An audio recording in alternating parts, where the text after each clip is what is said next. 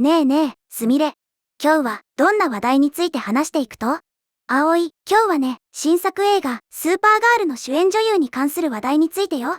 現在、今年公開予定の映画、スーパーガールの主演を務める女優、ミリー・オルコックの発言が、様々な議論を呼んでいて、映画ファンの間で大きな波紋を広げているのよ。今日は、主演女優ミリー・オルコックが主張するジェンダー問題、そして巨匠監督たちからの批判と前作スーパーマンのポリコレ問題について徹底的に解説していくよ。スーパーガールね。アメコミ映画って最近あんまりパッとせん印象ばってん。その主演の女優さんがなんか言っとると？公開前から波紋を広げるってよっぽどのことやね。そうなの。ワーナーブラザース制作の新作映画スーパーガールに主演する女優のミリー・オルコックはね、DC スタジオのスーパーヒーロー作品に女性として存在するというだけで激しい反発に直面するだろうって主張しているんだよ。はあ？女性として存在するだけで反発される？まだ映画も公開されとらんのに、なんでそんなこと言い切れると？ちょっと被害者ぶるのが早すぎやない？葵らしい厳しい意見だね。でも、彼女を取り巻く環境を考えると、あながち被害妄想とも言い切れない背景があるみたいだよ。まず、この映画、スーパーガールは、今年の6月26日に公開される予定なの。しかも、なんと、3億ドル以上もの巨額の制作費を投じているのよ。日本円にすると、数百億円という、とんでもない規模なんだよ。3億ドル？そげな大金ばかけて作っとる映画の主演女優が、公開前に、自ら炎上しそうなジェンダー問題ば持ち出すって、監督やプロデューサーは頭抱えとるんやない？宣伝の邪魔になりそうばい。確かに、プロモーションの観点から見るとリスクがあるかもしれないね。でも、ミリー・オルコックは、この3億ドル以上を投じた映画の公開を前に、あえて物議を醸すジェンダー問題を積極的に取り上げているのよ。彼女は、女性であるというだけの理由で、自分が攻撃の標的になることを確信しているそうなの。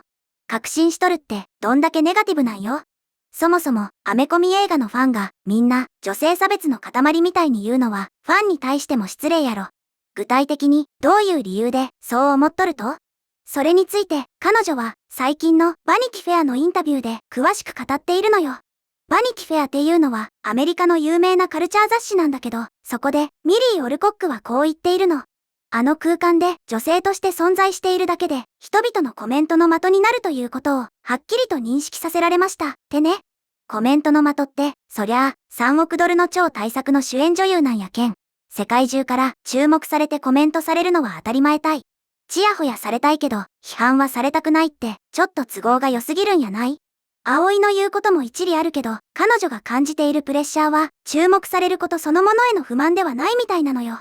インタビューの中で、彼女は、さらにこう続けているんだよ。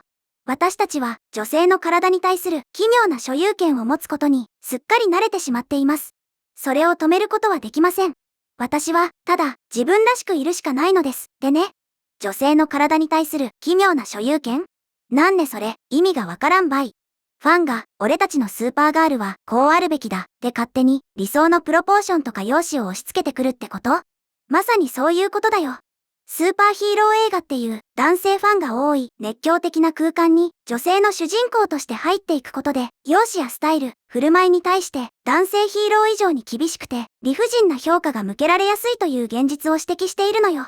コミックのキャラクターのイメージと少しでも違うと、激しくバッシングされたりする現状があるんだよ。なるほどね。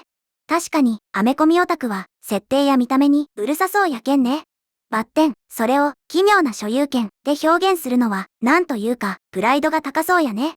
そんなに批判されるのが嫌でたまらんのなら、そもそも、そんなでかい映画に出なきゃよかったんやない？誰も、首に縄つけて、出ろ、って脅したわけやなかろ？それがね、彼女自身も、初めから、スーパーヒーロー映画に、ノリノリだったわけじゃないみたいなの。ミリー・オルコックは、ハウス・オブ・ザ・ドラゴンっていう世界中で大ヒットしたファンタジードラマの制作に参加した過去があるのよ。でも、その後は別の大型フランチャイズ映画に出演することには消極的だったって付け加えているんだよ。大型フランチャイズ？なんで、そのフランチャイズって、コンビニのチェーン店か何か？葵、少し抜けているね。映画業界でいうフランチャイズっていうのは、同じ世界観やキャラクターを使ってシリーズ化された大作映画のことだよ。マーベルとか DC のスーパーヒーロー映画シリーズがその代表例なのよ。彼女はそういう何年も縛られるような大作シリーズに関わるのを避けていたみたいなの。ああ、なるほど。シリーズものってことね。じゃあ、なんで、消極的やったのに、スーパーガールのオファーを受けたんと？矛盾しとるやん。それには、切実な理由があったのよ。彼女は、2025年に、サイレーンっていう作品に参加したんだけど、その後、なんと、1年間、全く仕事がなかったそうなの。だから、生活やキャリアへの不安もあって、スーパーガールへの出演を決めたって告白しているんだよ。1年仕事がないくらいで焦っとると。芸能界なんて、水商売なんやけん。仕事がない時期くらいあるやろ。うちなんて、毎日スーパーの半額弁当を探して、ギリギリで生きとるばい。金欠になったけん。仕方なくポリシー曲げてでかい仕事引き受けましたって聞こえるばい。そげなモチベーションでスーパーヒーローやられても、熱心なファンからしたら冷めるやろね。葵の毒舌が冴え渡っているね。でも、彼女は若くして大作ドラマで成功してしまったからこそ、突然仕事がなくなった時の恐怖は計り知れなかったみたいなの。22歳で人生が終わってしまうんじゃないかと、ものすごく怖かったんです。で、当時の心境を赤裸々に語っているのよ。もちろん、そんなことはなかったんですけどね、とも付け加えているけどね。22歳で人生終わるって、どんだけ大げさなんよ。本当に悲劇のヒロイン気取るのが上手かばい。恵まれた環境におるくせに、ちょっと壁にぶつかっただけで騒ぎ立てるんは、見ててすかんね。まあまあ。彼女は、ハウス・オブ・ドラゴンズとサイレーンの後、仕事がなかったことについて、ある意味、自分を無理やりそうさせたんです、とも言っているの。つまり、本当は避けたかった大作への出演を、自分自身に強いたっていう葛藤があったのよ。自分を無理やりそうさせた、ねえ。結局は自分で選んだ道やろ。なら、覚悟決めて、堂々としとけばよかとに。で、ここで、みんなにお願いがあるの。もし、この動画が面白いなって思ったら、ぜひ、チャンネル登録と、グッドボタン、高評価を押してね。よろしく頼むばい。さっさと、登録ボタンと、グッドボタン、高評価をして、続きば見るけんね。さて、話を戻すよ。ミリー・オルコックは、ただ、ジェンダーのことで、不満を言っているだけじゃなくて、スーパーヒーロー映画そのものについては、しっかりと擁護しているのよ。マーティン・スコセッシやリドリー・スコットといった映画界の伝説的な巨匠監督たちが最近のスーパーヒーローというジャンルを酷評したことがあったんだけど、彼女はそれに対して反論しているんだよ。へえ、タクシードライバーのマーティン・スコセッシ監督とか、エイリアンのリドリー・スコット監督に噛みつくと、度胸だけは一人前やね。大物相手になんて言い返したと？彼女は有名な批判者たちについてわかりますよ。彼らは、とっくの昔から、素晴らしい映画を作り続けているんですから、と、まずは、相手の功績に、しっかりと敬意を示しているのよ。その上で、すべての映画が万人向けというわけではありません。芸術の素晴らしさは、好みに合わせて選べるところにあるんです、って語っているの。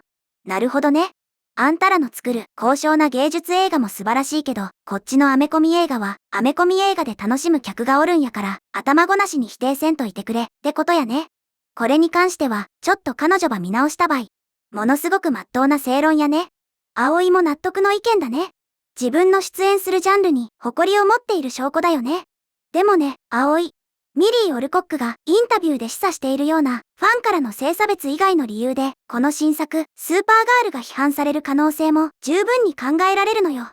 なんね、それ、性差別以外の理由って、やっぱり作品そのものが面白くなかろうってこと？実は、ミリー・オルコックは、昨年のスーパーマンのリブート版に、スーパーガールとしてカメオ出演しているの。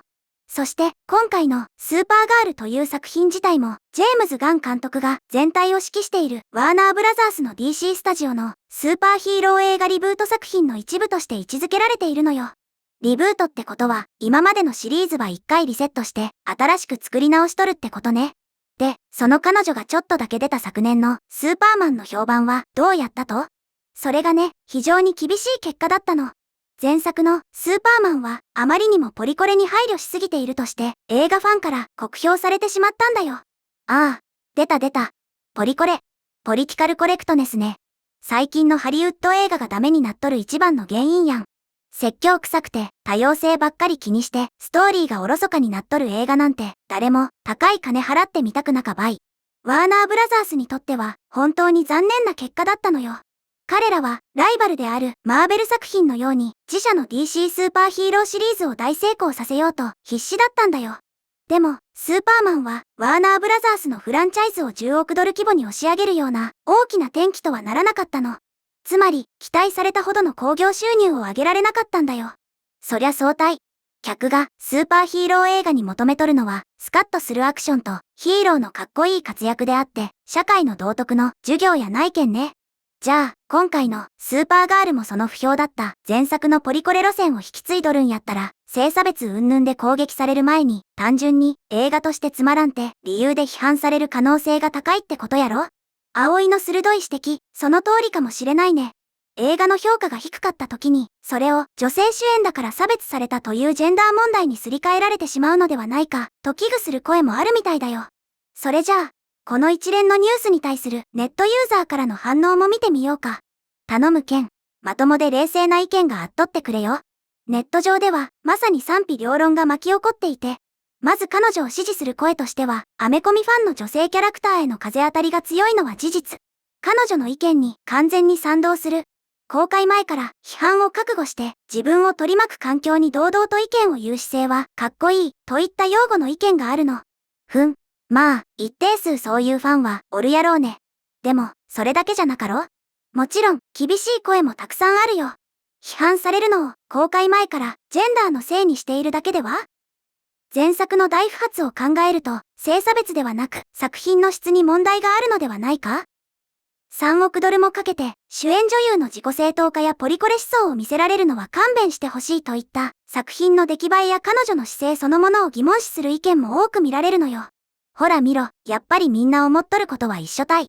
公開前から予防線張って被害者ぶるんやなくて、まずは3億ドルに見合う素晴らしい作品で結果を出してから文句言えって話しばい。作品が面白ければ性別なんて関係なくみんな絶賛するんやけん。いろいろな視点があって本当に考えさせられる話題だよね。巨額の制作費が投じられたスーパーガールが興行的に成功するのか、それとも前作のように厳しい評価を受けるのか、そしてミリー・オルコックの言葉通り、ジェンダーに関する議論が再燃するのか、6月の公開に向けてますます目が離せないね。まあ、うちとしては映画館に行くお金はなかけん。配信に来るまで待つばってん。どげん結果になるかは見ものやね。大爆死して彼女がまた、ほらね、女性だから差別されたって言い出さんことを祈るばい。ということで、今日はワーナーブラザースの新作映画スーパーガールに主演する女優ミリー・オルコックのジェンダーに関する主張と前作のポリコレ問題という話題について見てきたけど、みんなはどのように思ったかな？今回の動画の感想は下のコメント欄で教えてね。もしこの動画が役に立ったと思ったら高評価とベルマーク、チャンネル登録まだの方はチャンネル登録もよろしくお願いします。ではまた次回の動画でお会いしましょう。すみれの最新動画は左、おすすめ動画は右です。どちらも見てくれると嬉しいな。